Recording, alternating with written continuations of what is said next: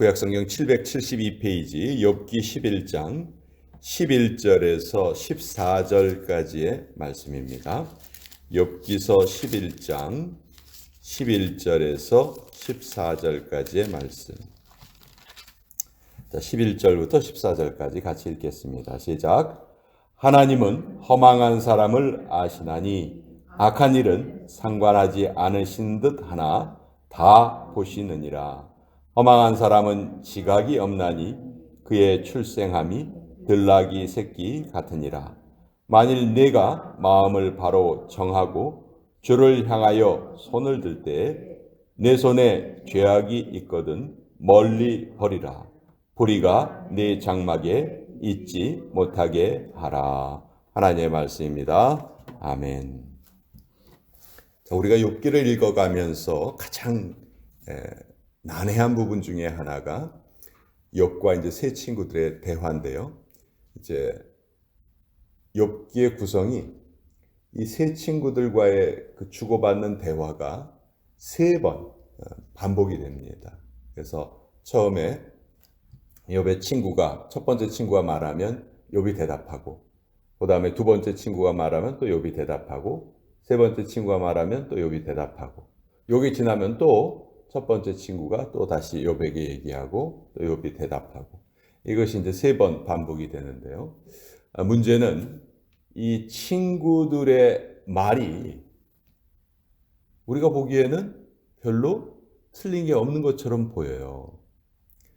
오늘 우리가 읽은 이 욥기서 11장은 이제 욥의 세 번째 친구였던 소발이 욥에게 하는 말이에요.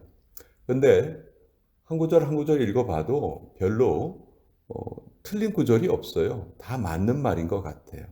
사실 이 욥의 친구들이 욥에게 하는 말은 그동안 그들이 배우고 알아왔던 모든 지혜가 다 담겨져서 말하는 거예요. 그러니까 그들의 말에서 어떤 잘못을 우리가 찾아낼 수 없습니다. 그런데 이제 욥기서 맨 뒷부분에 보면 하나님께서 욥과 친구들의 대화를 다 들으시고 누가 옳다 판단을 하시냐 하면 욥이 옳다 이렇게 판단을 하세요. 그러니까 하나님의 판단은 우리 사람이 생각하는 것과는 많이 달라요. 오늘 이 욥기 11장 앞부분에 보면 1절에 이렇게 돼 있어요. 나아마 사람 소발이 대답하여 이르되. 사실 욥의 세 친구 중에서 이 소발이 욥과의 논쟁 중에서 가장 어떻게 보면 가혹한 말을 욥에게 해요. 2절과 3절 말이 많으니 어찌 대답이 없으랴. 말이 많은 사람이 어찌 의롭다함을 얻겠느냐. 네 자랑하는 말이 어떻게 사람으로 잠잠하게 하겠으며 네가 비웃으면 어찌 너를 부끄럽게 할 사람이 없겠느냐. 자, 이 욥의 친구들이 이제 욥에게 처음 하는 말들을 들어보면 조금씩 달라요. 성격이 조금씩 나타납니다. 자, 우리 욥기서 4장 2절을 한번 봅시다. 4장 2절. 욥기서 4장은 이제 첫 번째 친구가 대만 사람 엘리바스인데, 엘리바스가 욥에게 처음 말을 할 때 어떻게 말을 하냐면, 누가 내게 말하면 내가 실증을 내겠느냐? 누가 참고 말하지 아니하겠느냐? 이게 무슨 말이냐 하면, 야, 누가 너한테 말을 걸면 네가 짜증스럽겠지, 지금 상황에서. 그렇지만 내가 말을 안 하려고 해도 안 할 수가 없구나. 이렇게 이제 엘리바스는 첫 그 말의 시작을 이렇게 해요. 또 8장으로 갑시다. 8장으로 가면 이거 이제 두 번째 친구 수아 사람 빌닷이 욥에게 처음 하는 말이에요. 네가 어느 때까지 이런 말을 하겠으며 어느 때까지 내 입의 말이 거센 바람과 같겠는가. 야, 욥아, 언제까지 그렇게 네가 죄가 없다고 그렇게 억지를 부릴 거냐, 이렇게 이제 말하는데, 오늘 이제 11장 2절은 이 나아마 사람 소발이 말하는 건데, 너 그렇게 헛소리를 계속하고도 입이 있다고 넌 계속 말을 하냐? 3절에 보면 내 자랑하는 말이 어떻게 사람으로 잠잠하게 하겠으며 내가 비웃으면 어찌 너를 부끄럽게 할 사람이 없겠느냐. 우리 친구들이 하는 말을 네가 이렇게 비웃고 있으니 내가 도저히 참을 수가 없구나 하는 그런 투의 말이에요. 그러니까 점점 욥의 친구들의 말에 이 강도가 세지는 것을 우리가 보게 됩니다. 가장 욥을 어떻게 보면 야단치는 말이 12절의 말씀이에요. 오늘 12절의 말씀을 보면 허망한 사람은 지각이 없나니 그의 출생함이 들나귀 새끼 같으니라. 고대 중동 지방에서 가장 미련한 동물로 사람들이 생각했던 것이 들나귀예요. 근데 이 욥의 친구 중에 한 사람 소발이 욥을 지금 무엇에 비유하고 있냐면 야 너는 들나귀 새끼 같은 그런 사람이구나. 너 그렇게 미련하구나. 정말 이게 친구가 할 수 있는 말인지 의심이 될 정도의 심한 말을 지금 소발이 하고 있습니다. 자, 잘 보세요. 지금 친구들의 말과 욥의 말을 비교해 보면 사실 무엇이 맞고 무엇이 잘못됐는지 우리가 쉽게 판단하기가 어려워요. 또 외적인 모습을 보면 친구들의 모습은 정상이고 욥의 지금 외적인 모습은 어떤 상태입니까? 지금 뭐 온몸에 악창이 나 있는 상태고 가진 것이 모두 다 없어진 상태고 한 인간이 겪을 수 있는 가장 큰 고통을 겪고 있는 상황이란 말이죠. 그러니까 겉으로 보기에는 누가 옳아 보여요? 겉으로 보기에는 욥이 잘못된 것처럼 보이고 친구들이 바른 것처럼 보인다는 것이죠. 그런데 아까 말씀드린 것처럼 하나님은 결국은 욥이 옳다 이렇게 말씀을 하시는 거죠.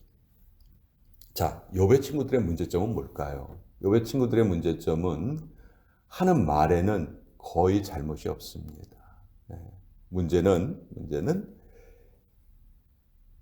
여러분 TPO라는 말 아세요? TPO. 보통 옷을 입을 때 TPO라는 말을 많이 쓰죠. Time, Place, Occasion. 옷을 입을 때 상황에 맞게, 장소에 맞게 그렇게 입어야 된다. 이렇게 말을 하는데 저는 말을 할 때 그것이 더 우리가 주의해야 된다. 그것을 더 주의해야 한다. 지금 욥의 친구들은 친구의 고통을 조금이라도 공감할 수 있는 그 공감이 부족했다 하는 것이죠. 지금 욥이 어떤 상황인지 그 마음을 헤아려 보려고 하지 않고 무엇이 옳고 무엇이 그른지 그것만 지금 따지고 있었다는 것이죠. 실제적인 고통의 경험이 친구들은 하나도 없어요. 그럼에도 불구하고 욥에게 어떤 해결책을 제시하려고 한다. 우리가 답답한 경우가 우리도 살다 보면 있어요.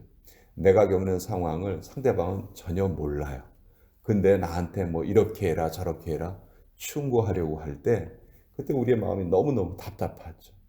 아니, 당신이 이 상황에 대해서 뭘 안다고. 똑같은 상황에서 똑같은 고통을 겪으면서 어떤 말을 해줄 때 우린 그것을 받아들이기 쉬워요. 왜냐하면 나의 상황을 저 사람도 경험했기 때문에 그때는 우리가 마음이 열리죠. 그렇지만 전혀 내 상황을 알지 못하고 나에게 하는 충고는 우리가 참 받아들이기 어렵죠.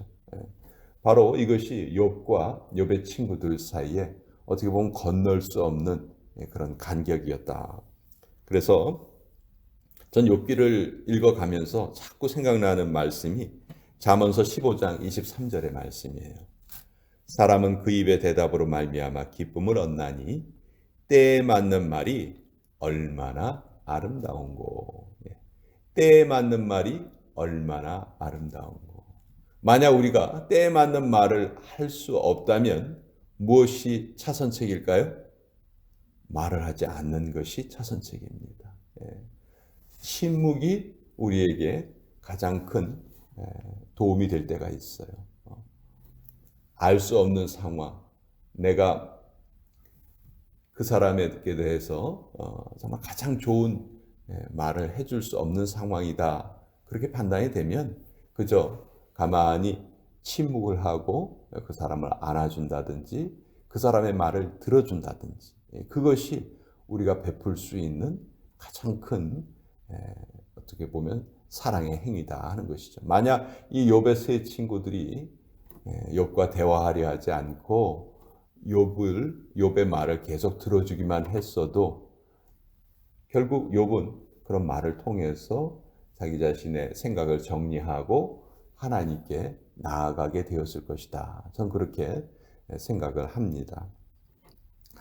욥기는 어떤 면에서는 우리를 가장 겸손하게 만드는 책이에요.